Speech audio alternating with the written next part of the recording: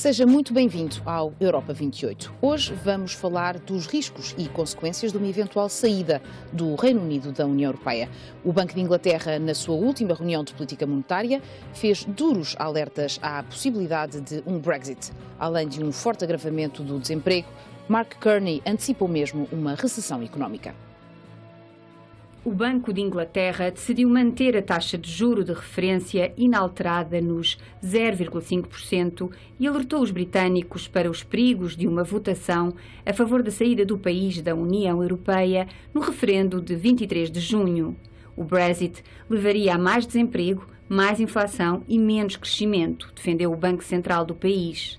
A Libra provavelmente irá depreciar mais, possivelmente de forma acentuada, declarou ainda o Banco de Inglaterra.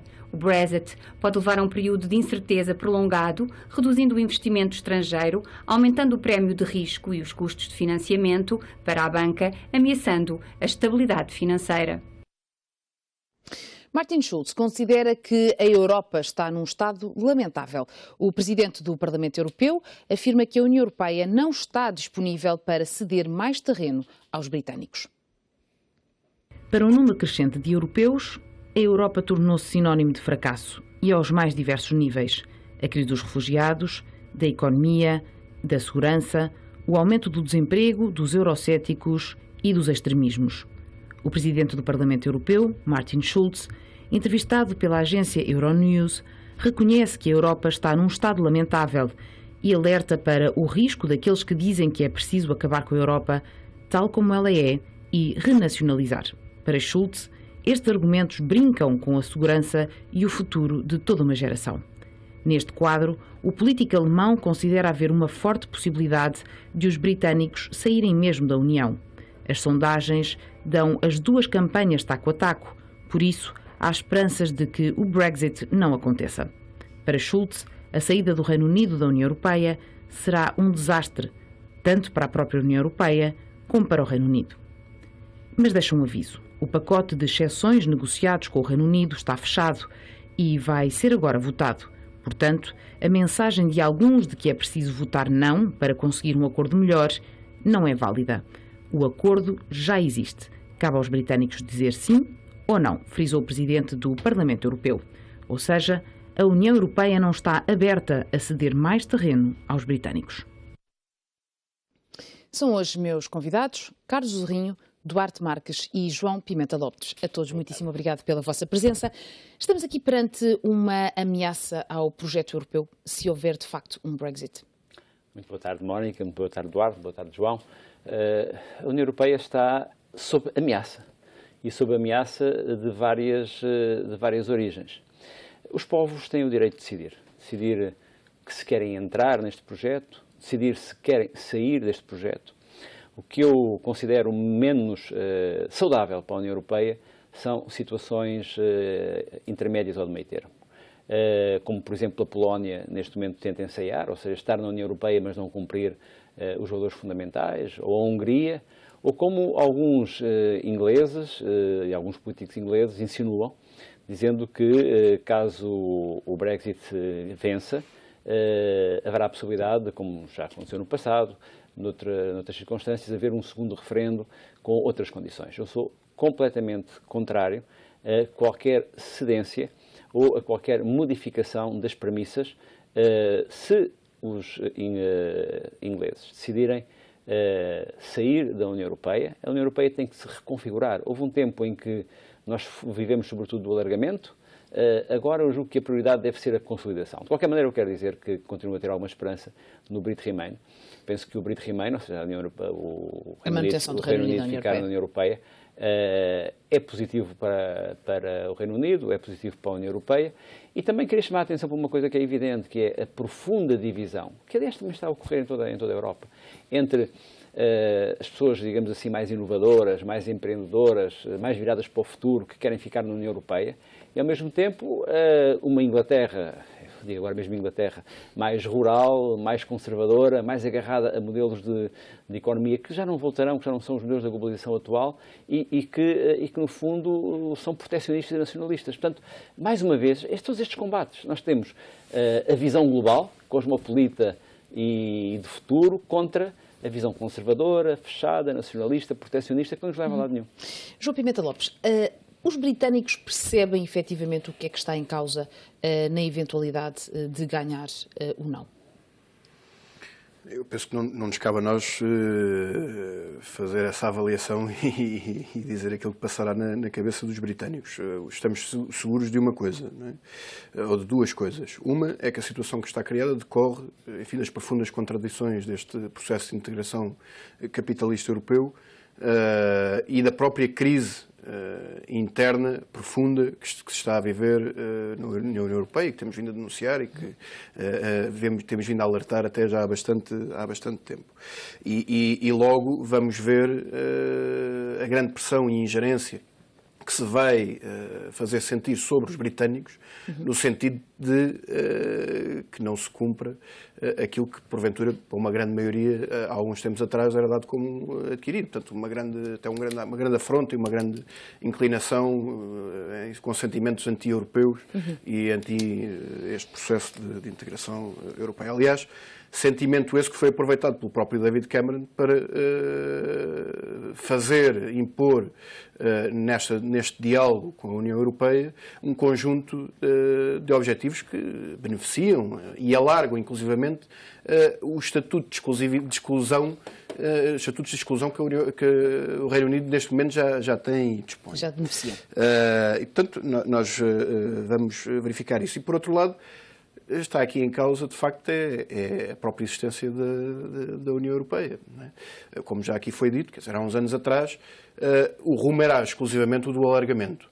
Há 5 anos já se dizia, bom, o alargamento pode ser travado, atrasado, mas seguramente não vamos ter reveses. E agora não é só a questão do alargamento que está posta em causa, como inclusivamente a possibilidade de saída de países, neste caso o Reino Unido, e temos sinais evidentes das próprias contradições internas. Ainda recentemente, tanto houve o célebre referendo na Holanda, contrariando o acordo celebrado com a Ucrânia. As consequências económicas, que são bastante bem sublinhadas no último relatório do Banco de Inglaterra, publicado quando da decisão de manutenção das taxas de juros, vão ser um argumento suficientemente forte para que David Cameron consiga convencer os britânicos a permanecer no seio do Reino Unido? O argumento não é para convencer David Cameron. Ele já está convencido. Não estava no passado. Aliás, este referendo... Deve estar arrependido, aliás. Deve estar bem arrependido da campanha que fez para chegar a presidente, a primeiro-ministro e a líder do Partido Conservador. Foi muito à base do seu anti-europeísmo. Não me esqueço, foi David Cameron que retirou, por exemplo, os deputados ingleses do PPE. E, portanto, aliou-se um bocadinho àquela ala mais eurocética. Felizmente, isto acontece em Inglaterra, e espero que aconteça também no caso do governo português, quando estamos no governo somos mais realistas e, portanto, percebeu que a Inglaterra, e no caso o Reino Unido dentro da União Europeia, tem um espaço privilegiado, e tem um espaço privilegiado, porque esse estatuto especial do Reino Unido sempre existiu. Eu concordo com o deputado Carlos Rinho quando diz que não pode haver um segundo referendo. Este referendo não é sobre este acordo. Exatamente. Boris Johnson disse logo no dia a seguir ao acordo que ia lutar pelo não para ter um acordo melhor. Acabou, isto não há conversa. Schulz foi bastante claro em relação a isso. Schulz foi bastante claro. Deve ser todos muito claros em relação a isso. Schulz tem uma entrevista em que tem uma declaração que é completamente inaceitável, que é dizer que a Europa está num estado lamentável. Isto é um favor aos eurocéticos. E, portanto, é um favor à campanha do União. É estranho para um presidente do Parlamento Europeu. É estranho para um presidente do Parlamento Europeu, não é estranho vindo de Martin Schulz. E, portanto, isto já não é a primeira vez, e nesta semana brindou o Dia da Europa com uma declaração a dizer que a Europa precisa estar com pneus vazios. Quer dizer, pode-se criticar a Europa, acho que tem esse papel crítico, mas não pode, num dia destes, declarações destas... Pode-se querer encher os pneus.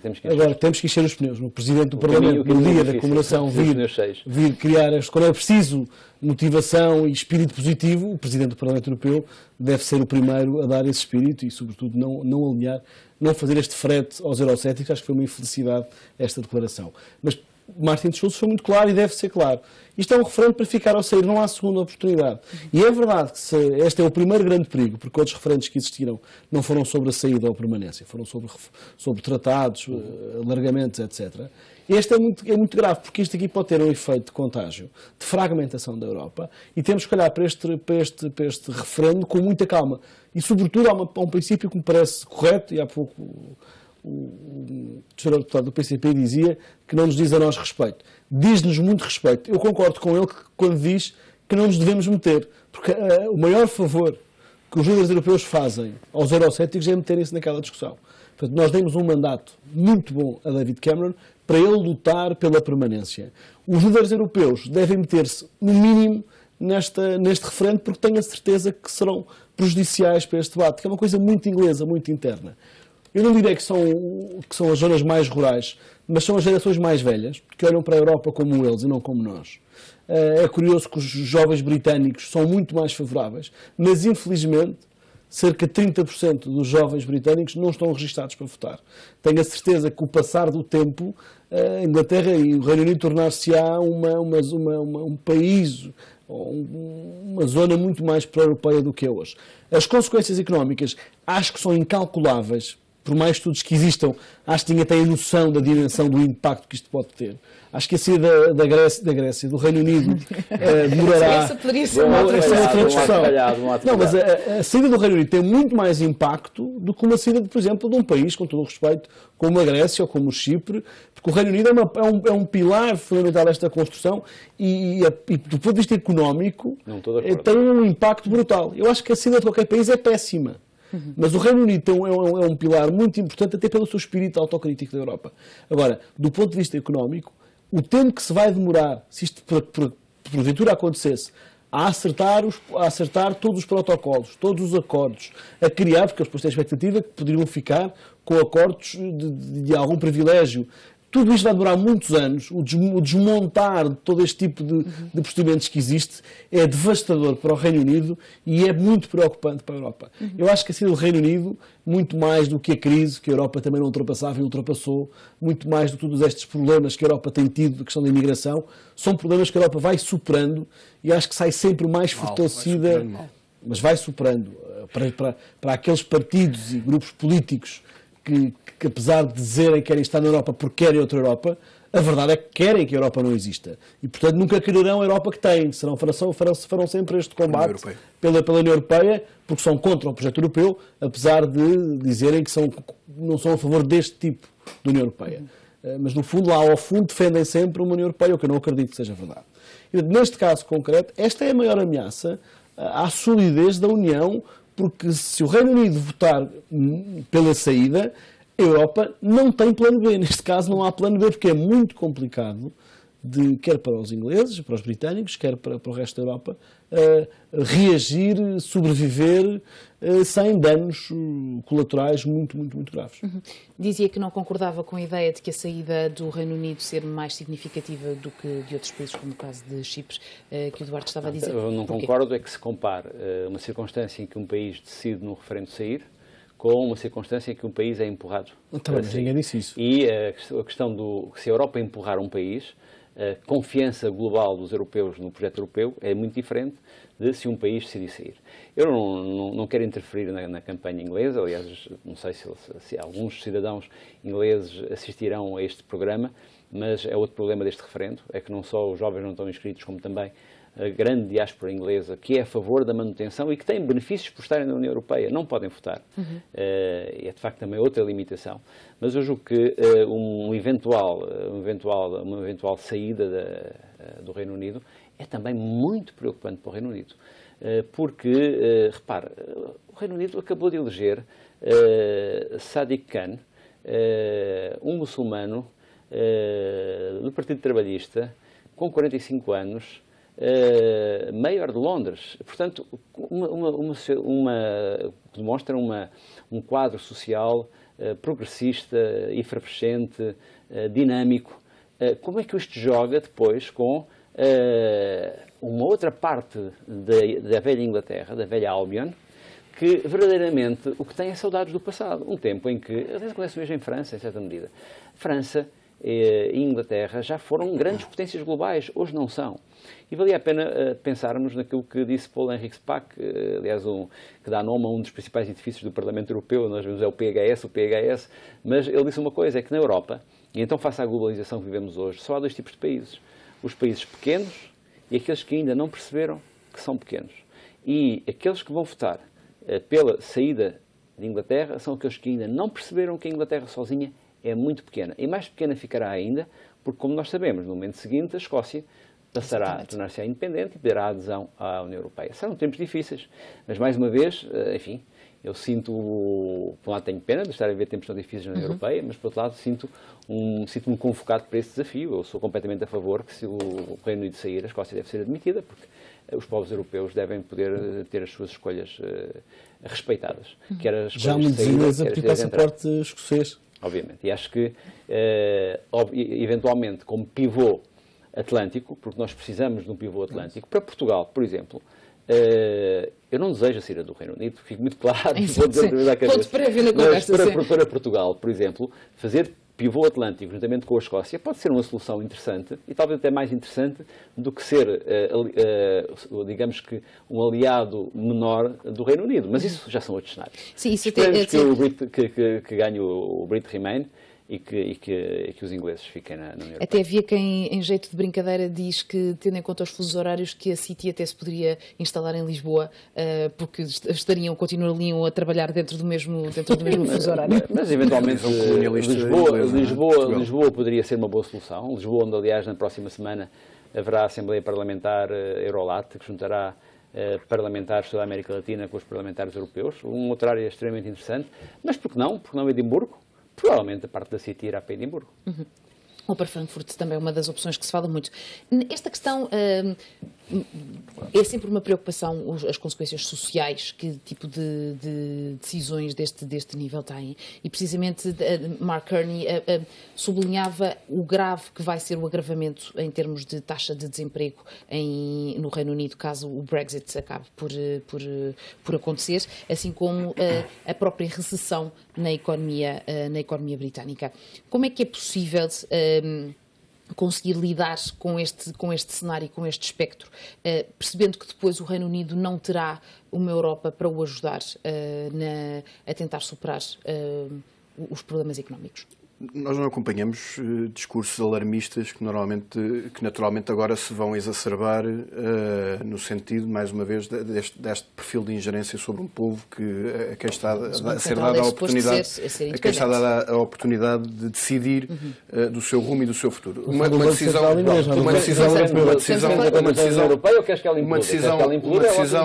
decisão, aliás, que é bom lembrar que na história deste processo de integração poucos povos tiveram a oportunidade de dizer e de afirmar, através do voto, da sua vontade ou não de integrar este projeto. Vamos lá ver. Atenção que o Reino Unido é a segunda maior economia dentro da Europa e a quinta maior economia do mundo. Naturalmente, um processo destes terá sempre impacto, como é evidente. Mas nós não alimentamos discursos alarmistas, até porque, por exemplo, em relação à questão do euro, que uma das razões deste acordo é precisamente o travar o processo de euroização da União Europeia por parte do Reino Unido e de se manter à margem desse e salvaguardar os seus interesses na libra esterlina. Quando se discute o euro, por exemplo, vem também sempre este alarmismo de um problema, um país que saia do euro, como é que poderá sobreviver? E isto colocou-se em relação à Grécia e colocou-se inclusivamente em relação a Portugal, quando esteve no seu... Esquecendo, por exemplo, que o euro é um problema de 19 países da União Europeia há 28. O que implica que há 9 países que estão fora e que sobrevivem fora. Deixa-me só interrompê-lo um segundo. Mesmo na questão cambial, o Banco Central inglês também alerta que uma eventual saída do Reino Unido implicará necessariamente uma queda à pica em flecha da libra esterlina. Não sabemos. São previsões e que servem àquilo que é o projeto onde está integrado o Banco Central Europeu, que é a União Europeia. Portanto, naturalmente, são previsões... Já percebeu que o Banco de Inglaterra não faz parte do BCE. O Banco de Inglaterra não é como o Banco de Portugal. É independente, não faz parte do sistema do Eurogrupo. Portanto, é diferente, não tem nada a ver. Portanto, aqui não não há o imperialismo a entrar por meio do Reino Unido adentro. Eles têm independência, têm um banco central próprio. Ao contrário do nosso, está no Eurosistema e, portanto, aí não se coloca. Mas eu também não assumo a ideia de que isso é um imperialismo. Isso é Não, claro, eu estou a dizer que é. Eu estou a usar as expressões que usou para perceber melhor o contexto em que estamos a falar. Oxalá neste momento que a Europa se parecesse com o Império, não está muito longe de ser um Império. Mas o Reino Unido seguramente mantém o seu desígnio imperialista, não é? Talvez. Sim, não, o desígnio de Império são os que mantêm... Isso é confundir monarquia com... São os que mantêm o desígnio de Império. É ter a noção que há contradições da União Europeia que resultam precisamente... Então tem uma colonização bem feita que nós fazemos. São os que mantêm o desígnio de Império que querem sair da União Europeia, mas vão ter uma surpresa. Pronto, e questão aqui, tendo em conta que estamos mesmo muito próximos do referendo, que será dia 23 de junho, como é que antecipa que a campanha mais próxima nas últimas semanas será ou não determinante para fazer balançar os pratos da balança? Eu tive aqui a oportunidade de participar num debate no Parlamento Europeu há um mês atrás e eu disse que havia dois fatores importantes para a campanha. Eram os líderes europeus não se meterem, porque há assim uns eurocratas que gostam de ir para lá dar bitites e isso não é boa solução, e a presença de Obama. Felizmente Obama foi ao Reino Unido, porque é muito bem visto no Reino Unido e foi uma parte importante dessa campanha. Porque a Inglaterra gosta da relação com os americanos e os americanos faz parte da sua política externa a boa relação com o Reino Unido e, neste caso, o Reino Unido dentro da União Europeia. Isso foi importante. Eu acho que a campanha será uma campanha normal que vai subir de tom até ao final, com os eurocéticos a responsabilizar a Europa por tudo e David Cameron, no seu papel de grande europeísta, a demonstrar que a Europa, que o Reino Unido dentro da Europa está melhor do que fora da Europa. Eu acho que a decisão vai ser entre esta nuance, que é, apesar dos problemas que a Europa causa aos ingleses, porque têm menos capacidade de decisão sobre a sua própria vida, cria-lhes mais oportunidades e, portanto, é um mal menor. Acho que a lógica de Cameron será um bocadinho esta. Agora, o risco, e será uma campanha do medo. Tenho a certeza que será uma campanha do medo. Vou já terminar. Campanha do medo é óbvio que se tem que mostrar os cenários, e aí é verdade, os cenários que podem ocorrer com a saída do Reino Unido da União Europeia. É bom que as pessoas tenham noção do que é que estão a votar, porque os ingleses têm que se responsabilizar pelo voto que vão fazer, e portanto, é bom que tenham noção do impacto que isso tem na economia. É normal que o Banco Inglês venha, que o Banco Britânico venha falar, é normal que as associações empresariais venham falar. Vocês não podem, por um lado, falar em soberania, em mais autonomia, em mais não sei o quê, e depois não querem falar do desemprego que pode vir daí, do isolamento, da incapacidade de acesso aos mercados, da incapacidade de exportações e importações, e portanto, as pessoas têm que ter noção do papel onde vão viver. Porque é óbvio que viver dentro da União Europeia tem outras vantagens e oportunidades, como tem, obviamente, outras ameaças. Mas eu espero que... Só queria chamar a atenção que nesta campanha há uma parte que nós não estamos a ver e que é uma parte muito determinante. E é a parte que me faz pensar que aquela ideia de que referendos para tudo, que o João há pouco falava, em vez da democracia representativa, é muito perigosa. É que, de facto, também vai estar em jogo a liderança do Partido Conservador. O Boris Johnson está contra Cameron e está contra Cameron por causa disso. Claro. E dentro do Labour, também há deputados e forças que não gostam de Jeremy Corbyn, que também estão a jogar, está-se a jogar a política interna. E a maior parte dos referendos sobre política europeia são decididos por questões internas. Isso é muito perigoso. Eu tive 2 meses em Paris durante o referendo ao Tratado Constitucional. E não foi um referendo, foi um rafarrando. Claro. No fundo, se a palavra mais usada é o grande período dos referendos. Os referendos são manipulados por outros temas. Claro. E às vezes as próprias eleições europeias também são. Mas porque as pessoas não têm uma grande cultura europeia. As pessoas não percebem exatamente o que é que está em jogo na maior parte neste caso do Brexit, não digo, mas dos tratados certos. Uma visão de longo prazo. Eu tenho uma opinião muito vincada há vários anos, que eu penso que há aqui uma responsabilidade dos líderes, dos primeiros ministros, que são talvez as pessoas em cada país que mais fala sobre a Europa, e dos ministros no ceticismo europeu. Repara, vou dar um exemplo muito concreto. Ainda agora sobre a inauguração do túnel do Marão. Sim. Estava lá o primeiro-ministro, os presidentes de Câmara, os ministros, os autarcas, os de um partido, tudo, sem problema nenhum. Mas não estava lá nenhum comissário europeu. se calhar nenhum eurodeputado, e se calhar metade daquilo foi pago por Bruxelas. Aquilo Bem é a mais sociedade de europeia. No meu caso concreto, não estava lá porque não pude. Não, tudo bem, mas não, o Carlos percebe isso. Sempre que se inaugura alguma coisa em Évora, onde quer que seja, claro, em Santarém, Mas é a sempre verdade mérito seja do dita Presidente da que Câmara. houve uma nota da Corina Cretu a propósito da inauguração Ainda do bem, túnel de ainda Brão. bem. De Mas justiça seja feita. sempre que há uma inauguração de um equipamento, de um hospital, de um lar de idosos, de uma empresa com investimento europeu, é sempre mérito de quem? Ou do Ministro, ou do Presidente de quem, isto seja de partido for, Sim, exato. ou do Deputado da Terra, ou do Presidente da Junta. Nunca é da solidariedade europeia de Bruxelas. E esta apologia inversa é má. Mas sempre que há um problema qualquer, uma dificuldade, uma regra mais apertada, são os malandros, no ambiente são exigências a mais, é sempre com exigência orçamental. Tudo o que é mau é bruxelizar. Tudo o que é bom, nacionalizam. É normal, este ceticismo é a resposta, é isto. É e no caso inglês, quer David Cameron principalmente, subiu no partido à custa deste discurso anti-europeu. E agora está a pagar essa responsabilidade. Criou, aliás, o E, portanto, FDP, saiu do PPE... a responsabilidade deste pessimismo é óbvio que é do próprio funcionamento da União Europeia e das crises e tudo isso. Mas os líderes políticos de cada país têm aqui alguma responsabilidade nesta matéria, porque são aqueles que as pessoas ouvem mais. Eu confio que este referendo vai correr bem por duas razões. Porque David Cameron conseguiu, na última eleição, dar a volta que ninguém esperava e conseguiu vencer as eleições com o seu empenho e com a sua credibilidade. Eu acho que ele geriu bem este processo do Brexit. Ele assume que quer um referendo, mas vai lutar para ter um mandato mais positivo. E, portanto, tenho alguma fé que o vá fazer nesta campanha. Mas relativamente à democracia da União Europeia, eu não posso deixar também de ir a este tema, aliás, o Carlos Zorrinho também já falou sobre isso, a questão dos referendos, para mim, teria sido importante em Portugal, mais atrás, ter-se feito um referendo.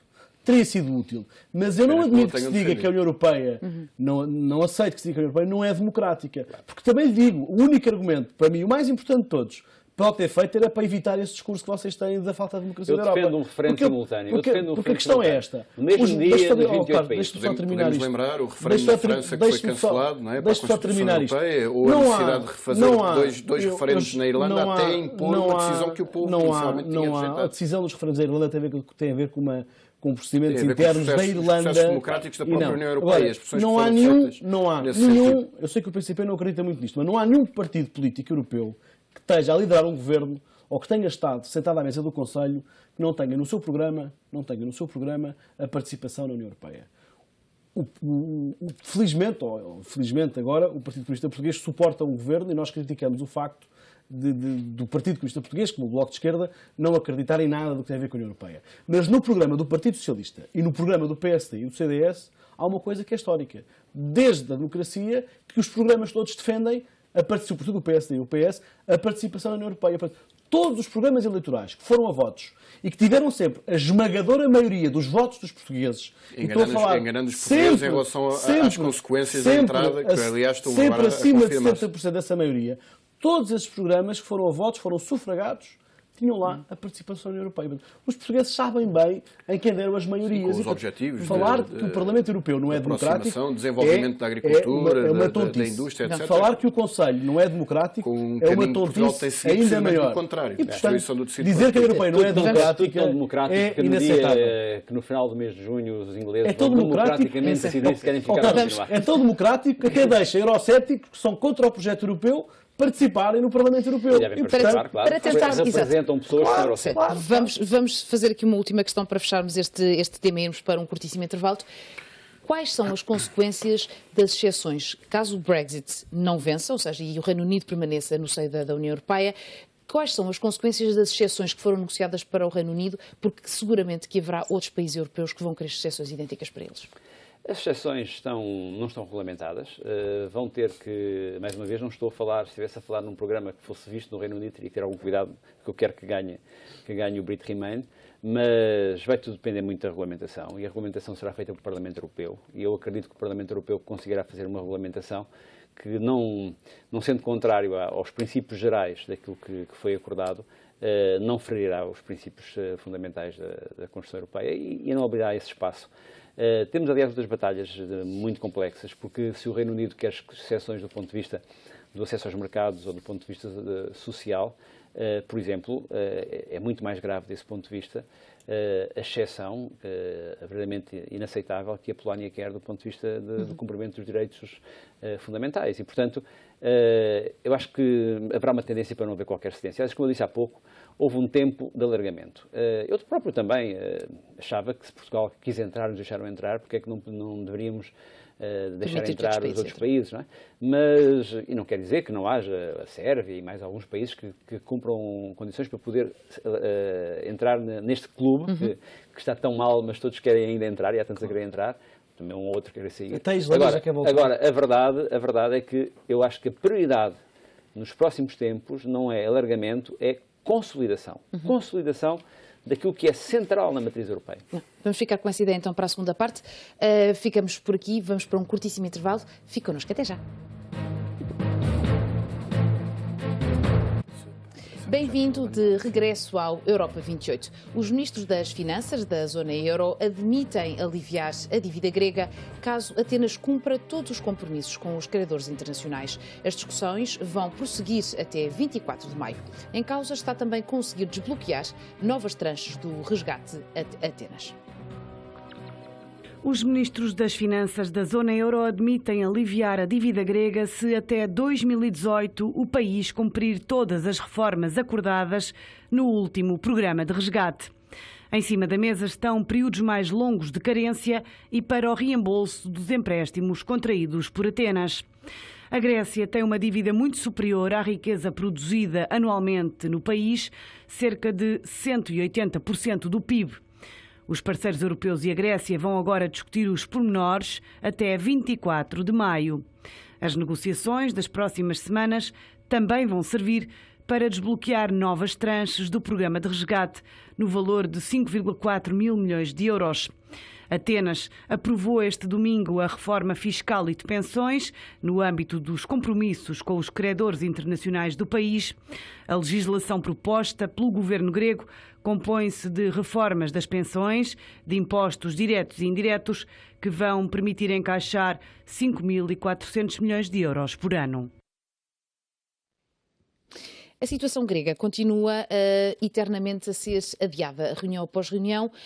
O problema parece sempre ser passado para dali a umas semanas, para depois umas negociações, e a situação na Grécia continua grave e ameaça avolumar-se e colar-se, se calhar, também em termos temporais com o referendo britânico. A União Europeia prossegue a sua via extorsionária a um povo grego, não é? Aliás, é curioso, esta semana saiu um estudo de um jornal alemão que dizia que dos 220 bilhões de euros, portanto, atribuídos à Grécia, supostamente para ajudar a Grécia a resolver os seus problemas, apenas 5% tinham integrado o orçamento grego naquilo que poderiam ser eventualmente a utilização desses fundos para atuar efetivamente sobre problemas concretos. E, portanto, o que se verifica é que desses 220 milhões, 210, não é, foram diretamente para o resgate à banca, para os credores, e, portanto, passaram diretamente para a banca. O que diz bem, de facto, daquilo que são estes programas de suposta ajuda, são pactos de agressão, como a gente os tem chamado. Na Grécia, com um cariz ainda mais grave do que aquilo que foram as imposições em Portugal, de que resultaram, aliás, nos últimos 4 anos gravíssimos ataques aos direitos dos trabalhadores e cortes naquilo que são as funções sociais do Estado. E na Grécia o que se está a impor, e portanto quando se fala do alívio à Grécia, não se trata do alívio à Grécia, estamos a falar naquilo que são os interesses dos credores, permitir um ligeiro atraso, não é? Um prolongamento mas naquilo que são os interesses dos credores e não naquilo que são os interesses da Grécia e de, enfim, aliviar e permitir que a Grécia possa caminhar. Uma coisa está ligada com a outra. Um alívio nas condições de ressarcir os credores seguramente permitirá dar mais desafogo ao orçamento. Não necessariamente quando se continua a impor num Estado que está já esmifrado até aquilo que pode estar, continuar a aprofundar o assalto, não é? Nas mais diversas funções sociais e, portanto, e o que é que isso concretiza? Nos cortes de pensões, inclusivamente na revisão salarial da função pública, ao aumento de taxas, nomeadamente do IVA. Portanto, estamos a continuar a carregar num modelo que objetivamente não cumpre e que tem sido responsável, inclusivamente, pelo agravamento das dívidas dos países, não só na Grécia, como também aconteceu em Portugal. De facto, a dívida grega é seguramente um problema premente, tendo em conta que já vai em 179% do PIB. E já foi cortada. E é verdade. É de considerar verdadeiramente, para tentar resolver o problema de vez, avançar para um perdão de dívida e não apenas um rescalonamento ou uma renegociação. A renegociação, o rescalonamento, chamem-lhe o que quiserem, até Portugal já teve. Exatamente. A Grécia também já teve. Por isso é que eu digo que a questão é mesmo um perdão da dívida. A Grécia já teve um perdão de dívida de 50%. Exato. E há aqui uma matéria que é preciso fazer um parênteses para explicar quando se aplica qualquer tipo de investimento. Do ponto de vista de investimento, não. Quando há uma ajuda à banca, aliás, agora em Portugal discute-se se o erro de Portugal, ou se houve um erro em não ter atacado logo o problema da banca, em vez de deixar isso para depois, ou o que é que foi melhor. Há uma coisa que o PCP tem que perceber de uma vez por todas. Quando se salva um banco, não é para salvar os acionistas. Quando um banco é resgatado, os acionistas ficam com zero, perdem tudo. Quem não perde são os depositantes e as empresas que dependem da banca. Vocês não percebem o que estão a falar da banca, não sabem o que estão a falar. Num canal económico convém perceber isto. Alguns acionistas quando se faz... têm uma parte do dinheiro não, isso não faz sentido. Quando um banco... No Panamá, por exemplo. Isso é querer confundir a discussão. Quando o Estado investe e faz uma ajuda à banca, não é com certeza... Não confunda um tema que é sério e vindo do Partido Socialista, convém perceber. Quando se faz um empréstimo à banca, um investimento da banca, não é para salvar os acionistas, que eles normalmente com o novo resgate, normalmente faz parte das regras, ficam com zero ações. Também não é por aí. É outra questão, porque a economia está muito ligada à banca. E há países, mais do que outros, em que a economia e as empresas dependem muito da banca, e por isso é que está sempre a falar da necessidade de liquidez para as empresas poderem criar investimento. Relativamente à Grécia, há uma coisa que parece fundamental, e é preciso conhecer muito bem a Grécia, é preciso perceber como é que a Grécia funciona, e eu não posso deixar de contar aqui uma história. O ex-primeiro-ministro grego, o Papa Andreu, que herdou uma situação muito complicada do partido, que aliás é o partido irmão do PSD na Grécia, depois ainda a piorou mais e teve que pedir o resgate. São todos muito na Grécia, os partidos são muito parecidos em muita coisa. Foi afastado quando teve a ousadia de pedir um referendo, curiosamente, e quando foi democrático, houve uma eleição, não houve, e quando reúne com a Comissão Europeia, ele não gosta do programa de ajustamento grego e diz, então à Comissão, isto é uma conversa informal, isso não resulta. E disseram, mas não resulta porquê? Vocês precisam ter receita. Mas estes aumentos de impostos, isto tudo não resulta. E a Comissão disse, mas o Sr. Primeiro-Ministro sabe que precisa de receita para sair desta crise. Sim, mas os gregos não pagam impostos, o nosso sistema não existe, o nosso sistema de cobrança de impostos não funciona, não presta, temos que aumentar impostos, os IVAs, talvez, mas sobretudo em telemóveis, em tabaco, etc, etc. Ou seja, há um conjunto de reformas na Grécia que têm que ser obrigatoriamente feitas, que foram empurradas pela barriga nos últimos 2 anos, de alguma forma, e, de facto, sem este tipo de reformas, isto não pode melhorar e claro, que não vão ver a luz à frente do seu caminho. E, portanto, insistir neste tipo de discurso não funciona. Agora, é verdade que nos últimos meses o governo grego, e bem, na minha opinião, tem cumprido um conjunto de reformas, não só do ponto de vista estrutural... a questão da reforma das pensões. Exatamente, mas são reformas, algumas reformas estruturais, outras reformas de pura poupança de despesa.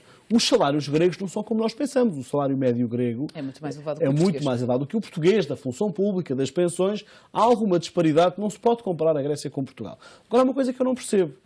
É que, se olharmos até para os alinhamentos políticos da Grécia nos últimos meses, vemos que Tsipras já não aparece ao lado de Catarina Martins ou de Jerónimo de Sousa, mas aparece sim Jorge Pessoas é verdade. Ele não chegou a ir à Grécia. Aliás, António Costa, que é hoje o mais próximo de Tsipras. Exato, sim. Mas Tsipras reúne, por exemplo, com os comissários socialistas e com o resto dos primeiros ministros mais ligados ao Partido Socialista Europeu, como reuniu há pouco tempo em Paris, está mais alinhado por aí. Tornou-se mais tranquilo e menos contestatário, como começou no início. O que é verdade é que há um conjunto de reformas que já fez e de grandes medidas de austeridade que têm criado junto da União Europeia uma imagem de eles estão a cumprir e, portanto, quando eles estão a cumprir ou estão a tomar medidas que são reformistas, também da parte da União Europeia, eu sempre defendi isso, tem que haver alguma compreensão. Não é por acaso que Portugal conseguiu, com a sua forma como cumpriu um memorando de entendimento que foi assinado e negociado pelo Partido Socialista, Portugal assumiu como dele, Portugal, neste caso, o governo anterior, assumiu como dele e cumpriu o mais que pôde e com isso também conseguiu algumas benesses, sobretudo de maior credibilidade até no investimento, não só na União Europeia, mas também nos mercados e junto das empresas. Agora, uma coisa que parece fundamental, uma coisa que eu não percebo e que eu gostava de perguntar ao Partido Socialista, já que está aqui representado pelo Sr. Deputado Carlos Zorrinho, que é, uma coisa que eu não percebo, António Costa foi criticado pelo PSD, foi à Grécia assinar um acordo com Tsipras de uma frente anti-austeridade na União Europeia. Umas semanas depois de aprovar um orçamento de Estado com um aumento da austeridade. Agora, no domingo, o Parlamento grego aumenta ainda mais a austeridade na Grécia e, portanto, temos dois primeiros-ministros que fazem um discurso local anti-austeridade e depois só aumentam a austeridade. Se formos coerentes, o ministro Mário Centeno, que não sei o que fez no Eurogrupo esta semana, qual era o mandato dele? Votou contra o pacote à Grécia que aumentava a austeridade? É que foi isso que António Costa foi lá anunciar. Ou então alinhou com o resto dos primeiros ministros, eu fico com os ministros das Finanças. Por ver o brilho nos olhos do Duarte quando fala da austeridade. A austeridade é má. A austeridade é claro, quem é que gosta da austeridade? Os senhores só pensam na austeridade depois de criarem os problemas que obrigam à austeridade. Deixa-me falar. Posso falar agora? Posso falar um bom bocado. A austeridade é má para as pessoas. A austeridade é má para as economias. A austeridade não resolve nenhum problema. Mas a austeridade continua a tentar, e vê-se até pelo seu discurso, há uma maioria ainda na União Europeia. Não, isso não é verdade. Que procura impor. Não, deixa-me falar agora. O PPE só tem 6 primeiros ministros no Conselho. Isso é uma mentira pegada da esquerda. Não é verdade. Diga-me quantos estão no Conselho. E que procura são... Não diga, são 6. Não, são coligações. É 28. O PPE tem maioria. Não é verdade. Tem maioria nos comissários. Tem a Alemanha, que é a chave neste processo todo. Não é verdade. O Conselho... O PPE só tem 6 primeiros-ministros. Não lhe convém permitir que O Duarte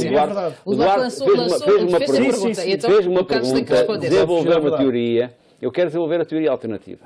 Ainda bem que chama Frente Tranquila, aquela frente onde está António Costa, onde estão os primeiros ministros socialistas, onde está Renzi, por exemplo, hoje uma grande referência alternativa no contexto europeu, ao qual se tem, Hollande menos, mas enfim, mas com alguma coisa, Hollande menos, ao qual se tem, porque a França, infelizmente, é uma nação económica muito dependente da Alemanha, por outro lado, a que Tsipras se tem aproximado, e que tem uma visão muito simples e muito clara, é que este modelo, e comecemos pela frase inicial que a Mónica citou, aquilo que disse o Ecofin, se a Grécia cumprir os seus objetivos, pode ter um alívio da dívida. A questão é que cumprir os objetivos é aumentar a dívida. Quando se pede à Grécia que 5.400 mil milhões de cortes, mais 3 mil milhões de um programa B, que é um programa para, digamos, preventivo, já se está num país completamente asfixiado, num país que não tem dinheiro, que tem gente com muitas dificuldades, num país que tem quase 1 milhão de refugiados, a gente esquece de pensar, a gente esquece de dizer aquilo não há nada parecido com aquilo que se fez com a Turquia, por exemplo, um país que está a sofrer imenso e está a ser altamente solidário desse ponto de vista. Nós, ao exigirmos tudo isso, estamos a dizer uma coisa que é, nós obrigamos-vos a endividar, depois, como sabemos, isto é jogo de balanço. Como sabemos que vocês não vão poder pagar, nós vamos aliviar a dívida. Eu acho que na Grécia não há grande alternativa ao processo de alívio da dívida, mas, sinceramente, o meu modelo para a Europa não é o modelo do alívio das dívidas, é o modelo do soltar os travões do investimento, soltar os travões da economia, soltar os travões da dinâmica de crescimento, da dinâmica de funcionamento, porque é assim que Obama conseguiu mudar a tendência económica nos Estados Unidos, é assim que noutros países, é assim que a Europa ficou estagnada e outras regiões do globo conseguiram evoluir. Nós temos que soltar os travões do investimento e não tarrachar. E uma das coisas que eu acho que é fundamental, e lamento que, se não acontecer neste caso, eu defendo que o FMI não devia ser chamado a mais nenhum processo na Europa, porque o FMI tem funcionado sempre como o cão de fila da austeridade para justificar alguns outros que pretendem defender isso. Já reparou que em Portugal, agora com esta estratégia, o investimento baixou e afinal não soltou os travões. Soltou os travões. O problema é que há muitas economias travadas no mundo à luz de uma visão, errada da política económica. Uma visão de uma Europa a duas velocidades que existe. Vamos então ficar por aqui nesta nossa discussão. Muitíssimo obrigado pela vossa participação. O Europa 28 chegou ao fim. Fique connosco e continue a acompanhar a nossa emissão. Muito obrigado.